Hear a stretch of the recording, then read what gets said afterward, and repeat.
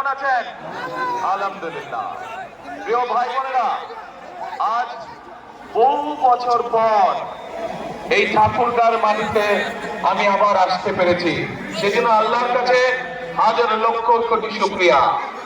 আপনাদের নিশ্চয়ই মনে আছে, আগে প্রায় প্রতি বছর শীতের সময় আমি এই ঠাকুরগাঁও অঞ্চলে আসতাম, পঞ্চগড় এলাকায় আসতাম, বিভিন্ন গ্রামে যেতাম, উপজেলাগুলোতে যেতাম, পৌরসভাগুলোতে যেতাম।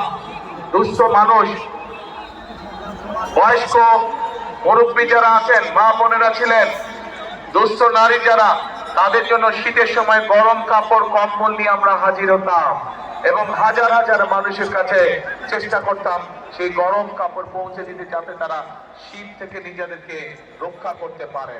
প্রিয় ভাই বোনেরা, আজ আবারও সেই ঠাকুরগাঁর মাটিতে আমি এসে আপনাদের সামনে দাঁড়িয়েছি।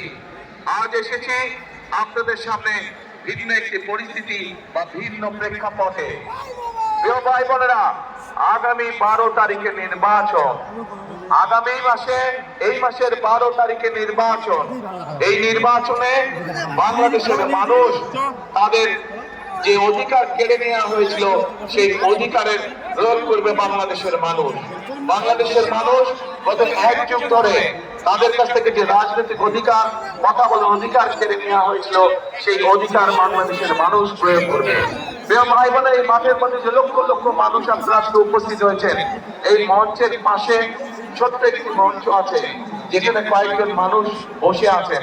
এই মানুষগুলো গত 15 বছরে বিভিন্ন ভাবে গুম খুন অত্যাচারে নির্যাতন হয়েছে তাদের স্বজনরা, সেই অত্যাচার নির্যাতিত পরিবারের সদস্যরা বসে আছেন।